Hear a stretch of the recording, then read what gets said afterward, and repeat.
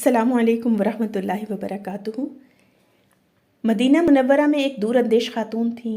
आम लोगों से बिल्कुल मुख्तलिफ उनकी फ़हम व फ़िरासत को सब तस्लीम करते थे। उनके मिजाज में सादगी और फितरत में नेकी की खुशबू। उन मुअज़्ज़ज़ खातून का नाम था हज़रत उम्मे सलीम रज़ी अल्लाह ताला अन्हा। ये उन खुशकिस्मत ख़वातीन में से थीं जिनको अल्लाह ताला के रसूल की बैयत का शर्फ़ हासिल हुआ। उन्होंने इस बात पर बैयत की थी कि वो अल्लाह के साथ किसी को शरीक नहीं बनाएंगी, चोरी नहीं करेंगी, अपनी औलाद को कत्ल नहीं करेंगी, किसी पर बहतान नहीं लगाएंगी और अल्लाह के रसूल सल्लल्लाहु अलैहि वसल्लम जो हुक्म फरमा देंगे उसकी नाफरमानी नहीं करेंगी। उन नेक वक्त खातून ने बैयत करते हुए जो अहद किया था उसका हर तरह से लिहाज किया और उस अहद ने उनके अंदर नेकी का उजाला भर दिया और आखिरत के मुकाबले में उन्हें दुनिया की कोई परवाह न रही। रसूलुल्लाह सल्लल्लाहु अलैहि वसल्लम की दावत पर लब्बैक कह चुकी थी, लेकिन उनका खामिन अभी तक कुफ्र की हालत में और इस्लाम की सच्चाई उस पर बिल्कुल अयां नहीं हो पाई थी। वो उम्मे सलीम रज़ी अल्लाह ताला अन्हा के मुसलमान होने पर शदीद नाराज़ था।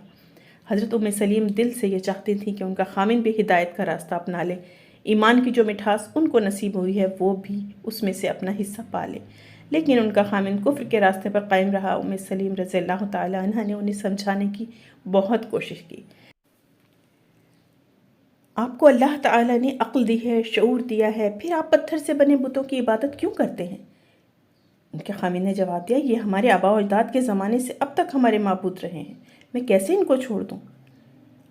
इन बुतों ने ना उनको फ़ायदा पहुँचाया ना आपको, या आपको किसी किस्म का नफ़ा और नुकसान पहुँचाने की कुदरत नहीं रखते। क्या ये बुत आपको पैदा करने की ताकत रखते हैं? इन्हें हम जैसे आम इंसानों ने हाथों से तराशा है। हज़रत उम्मे सलीम रज़ी अल्लाह ताला अन्हा ने दलील पेश की, नहीं नहीं, हरगिज़ नहीं, तुम हमारे देवताओं को बुरा भला क्यों कहती हो? इन्हें सब इख्तियार है। उम्मे सलीम रज़ी अल्लाह ताला अन्हा के खामिन ने कहा, ये झूठ है, पत्थर के बने तुम्हारे ये माबूद नाक पर बैठी मक्खी तो उड़ा नहीं सकते।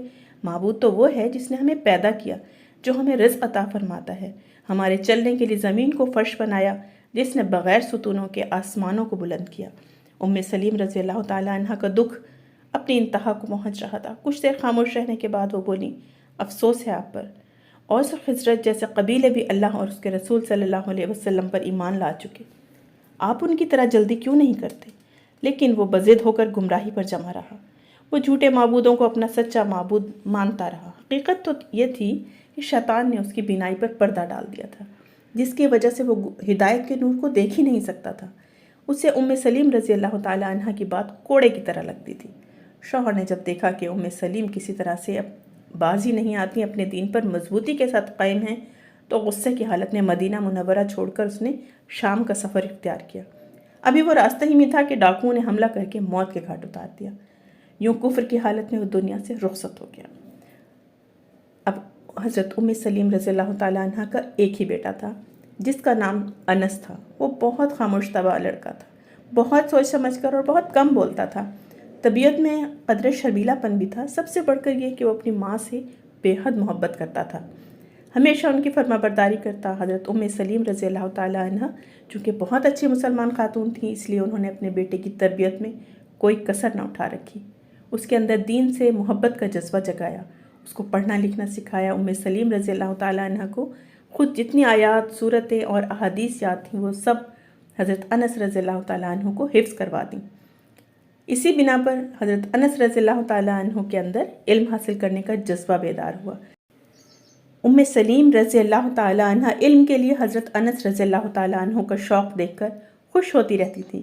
अपनी फ़हम फ़िरासत से वो इस बात को समझ चुकी थी कि इंसान अपनी हकीकत को तभी पा सकता है जब वो अपने दीन और अखलाक में बुलंद होगा, और ये बुलंदी भी तभी मुक़द्दर बनती है जब इंसान को कोई अच्छा राहबर मिल जाए।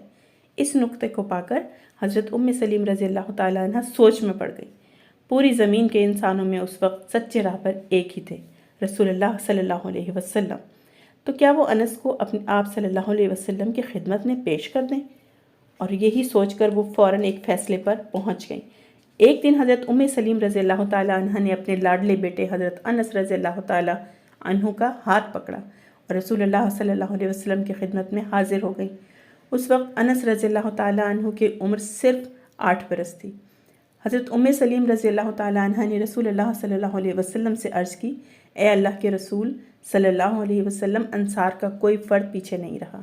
हर मर्द औरत ने आपकी खातिर अपना सब कुछ कुर्बान कर रखा है, میں تہی دست ہوں، میرے پاس مال دولت جائیداد کچھ بھی نہیں جو میں آپ پر لٹا دوں۔ میری ساری دولت یہ میرا بیٹا انس ہے، یہ آپ کی خدمت کے لیے حاضر ہے، اس کو اپنی خدمت کے لیے قبول فرمائیے، یہ ہمیشہ آپ کی خدمت کے لیے مستعد رہے گا۔ رسول اللہ صلی اللہ علیہ وسلم ام سلیم رضی اللہ تعالی عنہ کا مقصد پا گئے۔ وہ یقینی طور پر یہی چاہتی تھیں کہ ان کا بیٹا آپ صلی اللہ علیہ وسلم کی صحبت میں ہر وقت حاضر رہے تاکہ دین کا علم زیادہ سے زیادہ سیکھ سکے۔ چنانچہ آپ صلی اللہ علیہ وسلم نے حضرت انس رضی اللہ تعالیٰ عنہ کو اپنی خدمت کے لیے قبول فرما لیا۔ یہیں سے حضرت انس رضی اللہ تعالیٰ عنہ کے لیے دین و دنیا کی بھلائی کے دروازے کھلتے ہیں۔ ہر وقت رسول اللہ صلی اللہ علیہ وسلم کی خدمت میں حاضر رہنے سے ان کا دین، اخلاق اور علم بلند تر ہوتا چلا گیا۔ رسول اللہ صلی اللہ علیہ وسلم حضرت انس رضی اللہ تعالیٰ عنہ کی ہر لحاظ سے دیکھ بھال فرماتے، گفتگو کے عمدہ آداب سکھائے، نماز پڑھنے کا طریقہ سکھایا۔ حضرت انس رضی اللہ تعالیٰ عنہ نماز اس طرح ادا کرتے کہ دوسروں کو رشک آتا تھا۔ حضرت انس رضی اللہ تعالیٰ عنہ کو 10 سال رسول اللہ صلی اللہ علیہ وسلم کی خدمت میں حاضر رہنے کا موقع ملا۔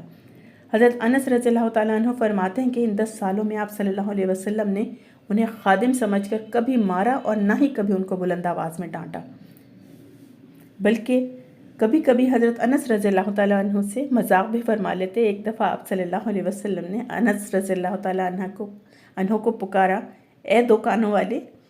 انس رضی اللہ تعالیٰ عنہ کی والدہ ام سلیم رضی اللہ تعالیٰ عنہ ایک دفعہ رسول اللہ صلی اللہ علیہ وسلم کی خدمت میں حاضر ہوئیں اور فرمایا، اے اللہ کے رسول صلی اللہ علیہ وسلم، یہ آپ کا خادم انس حاضر ہے، اس کے لیے دعا فرما دیجئے۔ اللہ کے رسول نے اسی وقت دعا کی، اے اللہ انس کے جان اور مال میں برکت عطا فرما۔ اللہ تعالیٰ نے دعا قبول فرمائی۔ حضرت انس رضی اللہ تعالیٰ عنہ کو بہت مال و دولت سے نوازا۔ اس دعا کی برکت سے اللہ تعالیٰ نے انہیں ایک ایسے باغ سے نوازا جو سال میں 2 مرتبہ پھل دیا کرتا تھا۔ اس باغ کے پھولوں سے ایسے خوشبو آتی تھی جو کستوری کی مانند باغ کو مہکائے رکھتی تھی۔ اللہ تعالیٰ نے انہیں وسیع خاندان عطا فرمایا۔ حضرت انس رضی اللہ تعالیٰ عنہ خود فرمایا کرتے تھے کہ انصار میں سب سے زیادہ مالدار میں ہوں۔ ایک دفعہ حضرت انس رضی اللہ تعالیٰ عنہ نے فرمایا کہ مجھے میری بیٹی نے خبر دی ہے کہ حجاج بن یوسف کے بصرہ آنے سے پہلے میری اولاد میں سے 129 افراد وفات پا چکے ہیں۔ سبحان اللہ، یعنی اتنا کثیر العیال تھی کہ 129 لوگ صرف وفات پا گئے تھے اور باقی ابھی ماشاءاللہ موجود تھے۔ انس رضی اللہ تعالیٰ عنہ جب نماز پڑھتے تو اس قدر لمبا قیام کرتے کہ ان کے پاؤں سوج جاتے۔ انہوں نے چونکہ رسول اللہ صلی اللہ علیہ وسلم سے نماز کا طریقہ سیکھا تھا، اس لیے ان کی نماز سب سے بہتر ہوتی۔ حضرت ابو ہریرہ رضی اللہ تعالیٰ عنہ فرماتے ہیں، میں نے رسول اللہ صلی اللہ علیہ وسلم کی نماز سے بہت زیادہ ملتی جلتی نماز پڑھتے ہوئے انس ہی کو دیکھا ہے۔ اللہ کے پیارے رسول صلی اللہ علیہ وسلم نے جس طریقے سے عبادت کی، انس رضی اللہ تعالیٰ عنہ اس طریقے سے عبادت کی ہر ممکن کوشش کرتے۔ سبھی کا کہنا تھا کہ کون ہے جو انس سے زیادہ رسول اللہ صلی اللہ علیہ وسلم کا طریقہ عبادت جانتا ہو۔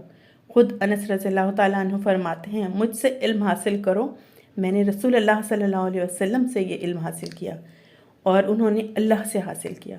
لوگوں، ایسی عبادت جس میں اللہ کے رسول کی اطاعت نہ ہو، اس کا کرنے والا اللہ سے دور ہو جاتا ہے، حالانکہ اس کا مقصد اللہ کے قریب ہونا ہوتا ہے۔